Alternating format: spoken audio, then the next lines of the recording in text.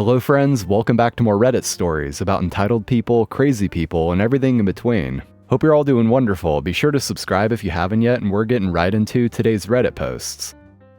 Shit-throwing Karen. What would you do? A little background. I, 28 female, bought my apartment about 2 years ago. It's very small, 21 square meters, but I'm very proud and happy of having been able to do so. One of my requirements when I was looking for my place was to have a balcony, because I smoke and I gave up on square meters to have one. If you wonder, I smoke cigarettes, not weed. About 6 to 8 a day, but I'm mostly at work during the week, and there's absolutely no rules against it. Also, we don't live in the same building/apartment. Her window is about 3 to 4 meters away from my balcony. To make it short, I first met her about a year ago. I was smoking on my balcony and she just screamed/insulted me because the smell was going into her place. No hello, no talk, just a flow of hate. I tried talking and offering solutions, but she was just hateful. About a week later I was smoking and well, first I thought it was hailing, but then I realized she threw the whole litter of her cats on me. Not very nice. And I'm sure OP means cat litter, not an actual litter of cats. I was quite pissed, so I put my stalker hat on and found her name.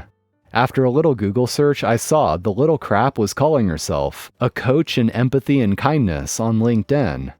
Anyway, I thought the best course of action would be to go to the police. I went there and gave her name to make my first report. Fast forward. In the end, I made several, filled a real complaint, and took a video of one of her temper tantrums. I had a break from her for the last 3/4 of a month. Maybe because of the video, but mainly I think because it was cold and she wasn't opening her window so much. Now today I saw her on our street. I was just going to walk past, but she verbally assaulted me, insulting and threatening me again.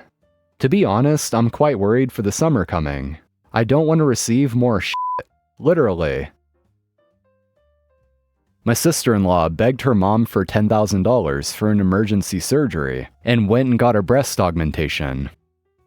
My mother-in-law is not a wealthy woman. She had a plan with her insurance where she could have a $10,000 loan at the drop of a hat for medical purposes. I'm not sure of the details beyond that, interest rate or payback plan details. My sister-in-law was in a toxic relationship where her and her boyfriend would be drunk 12 to 20 hours a day. They got into a few domestic fights. One where she had an open wound to her lower back, superficial 2 to 3 centimeter laceration which looked to be caused by glass or a small sharp object. Another fight that caused him to have a broken nose and black eye. We attempted to intervene between the two, but they'd never give a full story. We'd be there during police reports to try to pull more information out, but the stories would be he tripped down the stairs or I stood up into a piece of glass. We spoke individually with them about TROs, but neither pursued one until their relationship finally ended. They did finally leave each other after she cheated on him for the second time. 2 months after their relationship ended, my sister-in-law went to her mom and told her she needs an emergency chest surgery because of an injury sustained during her relationship with her ex. She wanted her mom to pay for it with a medical loan and she'd pay her back over time. Her mom called me. I work in the healthcare field, and so family call me for almost anything medical related, to ask about what type of surgery she'd possibly need. I looked up the surgeon, and saw that he was a local plastic surgeon who did mostly breast augmentations and lifts. I told my mother-in-law to find out the name of the surgery, but my sister-in-law refused to name it. I told my mother-in-law to not give her the money without knowing what it was for. She gave her the $10,000. My sister-in-law got a breast augmentation. She literally got fired her first day back to work because she talked back to her boss. She hadn't informed them that she was getting a medical procedure done. When the boss asked her to hand out the food trays at an event, she said to him, "I can't do that. Can't you see I just got a boob job?" She later moved out of state and got another job. She has not paid my mother-in-law a single penny. My mother-in-law took money out against the house to pay for it. It's been 6 years since the surgery. Fortunately, my mother-in-law has stopped communicating with her daughter, and therefore has stopped enabling her as well. My date got chased out of a restaurant by a bunch of chefs. When I was in university, I went on a date with a guy I briefly met at the gym. Between meeting him at the gym and going on our first date, we didn't talk much as I'm not a texter, so I didn't know much about him prior. We went to my favorite Turkish restaurant, and outside of the gym, he wasn't what I expected. He dressed very flamboyantly in a colorful Gucci head-to-toe tracksuit, which isn't my preference, but I wasn't going to write a guy off just because of his outfit. He was very obnoxious through the whole date, and a lot more aggressive than he was at the gym. He asked me questions like, "What's your body count?" He wasn't well-mannered, he had poor articulation, and we didn't have the same interests or pretty much any similarities. Nevertheless, I'm an optimistic person, and while no way would I ever consider him romantically, I could still enjoy his company for the length of a dinner. Until he started making comments about our waitress. He made a comment about her massive rack, and I was immediately repulsed. Especially when I saw her. She looked no older than 16, being generous. I was instantly grossed out and told him I was going to the toilet, when really I went to discreetly pay my half of the bill and leave. When I paid, the other waitress could tell it was a date gone wrong, and while I was paying, she asked if everything was okay, because I looked, quote, visually uncomfortable. They had been eyeing our table because he was very clearly invading my personal space by sitting on my side of the booth, and they could see me coil away from him from time to time. I kept having to move his hand off my leg over and over, so it must have given them a bad vibe. I said I was fine, but he made an inappropriate comment about the younger waitress. She instantly started pressing me about what he said, and I was reluctant, so I kept it vague and just told her it was a rude comment about the girl's chest. Anyway, I went to the toilet to wait in there for my Uber so I could make my grand escape, before I heard a bunch of yelling. 6 Turkish chefs were pushing him out of the restaurant, yelling at him. Apparently, one of the chefs was the young waitress's uncle, and she was only 14. Neighbor parks his car and blocks my exit. This happened about 5 years ago when I moved into a wheelchair-friendly unit. I'm a 29-year-old disabled female in a wheelchair. The unit complex I live in has 20 units, upstairs and down, but only half of the tenants have assigned parking. I have a car space, but this neighbor didn't. It took a while for tenants to get used to this. It was a brand new complex, and the tenants all moved in at the same time. But one of them, let's call him Dick, either didn't get it or didn't care. He would constantly park in my car space, and every time I confronted him about it, he claimed not to know, but he'd park there anyway. I informed the landlords about this, and they sent out constant letters until he finally got the message. But did he park on the street? Nope. He started to park his car along the driveway, sometimes blocking my exit. To get out of my door, I go down the ramp and then turn onto the driveway, but he would park his car and block my exit. There was no back exit, so this was the only way to exit my place. I told the landlords about this and the council parking officer in hopes they could make him stop doing this. I confronted Dick a few times and told him not to do this, and warned him that his car might get damaged if I try to get my wheelchair around it. But did he listen? Nope. One glorious day when I needed to leave, I saw his car parked halfway across my exit. There was just enough room for me to get around, but I knew I would scrape the side of his car with the side of my power wheelchair if I tried to get around it.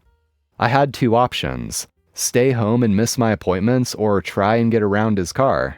I went with option B. Before you have a go at me for damaging his car, it was an old beat-up tin can that already had some scratches on it. What's one more? When I got home, his car was still parked there. So I called a tow truck company and told them there was a car parked illegally blocking access to my home. I don't like using my disability to my advantage, but I'd had enough. The call went something like this. Hello?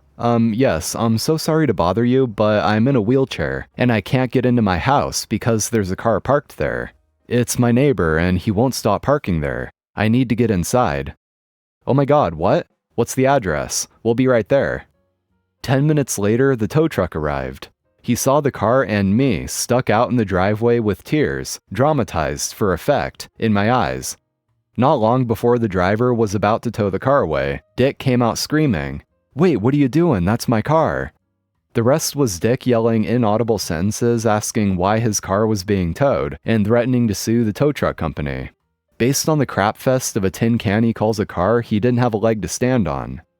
He moved away about 2 years ago, but in the remaining time he lived there, he parked his car on the street. A customer abused our support staff, so I let her know that she wasn't as anonymous as she thought she was. Several years ago, I worked the late shift as an online customer support agent for a women's clothing company.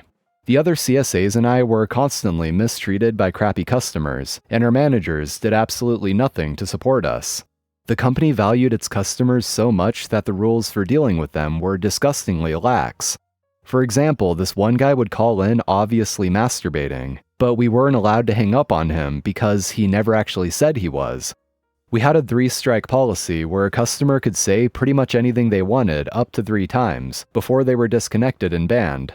But we also had a 1-day turnover policy, where if a customer was cut off for inappropriate behavior, the ban was reset the next day.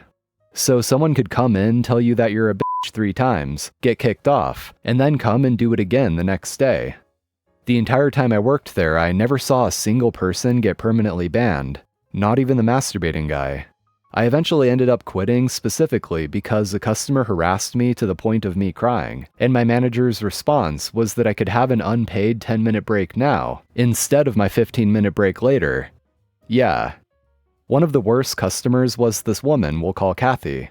This woman would enter our CSA chats around midnight, drunk. She admitted to this.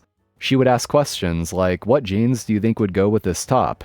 While the CSA answered, Kathy would say things like, "Wow, this is taking so long. Imagine working a minimum wage job at midnight. Bet you want to kill yourself." Warning number 1. The next time it would get a little worse. "Wow, you're such a loser. Have you ever thought about killing yourself? I would if I was you." Warning number 2. The last time each night it would be something like, "I hope you die. You're so sad. You should kill yourself." At that point, we'd let her know we could no longer help her, and we'd disconnect her. And then she'd pop back in chat within a few days, and the whole thing would start over. She always said the same kinds of things. She clearly knew she could say 3 separate terrible things to us. Our managers never helped or stepped in. I once looked this woman up. I wanted to know who she was. To my surprise, I found out that she was a therapist. She had her own practice. I was baffled. What she did was a horrible, cruel, unkind thing. I couldn't believe a therapist would do this. I later quit working at the company. I waited a few weeks, and then I made a phone call to Kathy's practice. I spoke to Kathy. I told her I was seeking therapy. During our intake call, she asked me what kind of issues I was facing. "Well," I said, "I do this really weird psychotic thing a few nights a week. I get really drunk and I start a chat with minimum wage customer support agents and I tell them multiple times that they should kill themselves. That's so f***ing crazy, right?" She made a tiny noise. A moment passed. The call disconnected. My friends at the company said that she never messaged them again.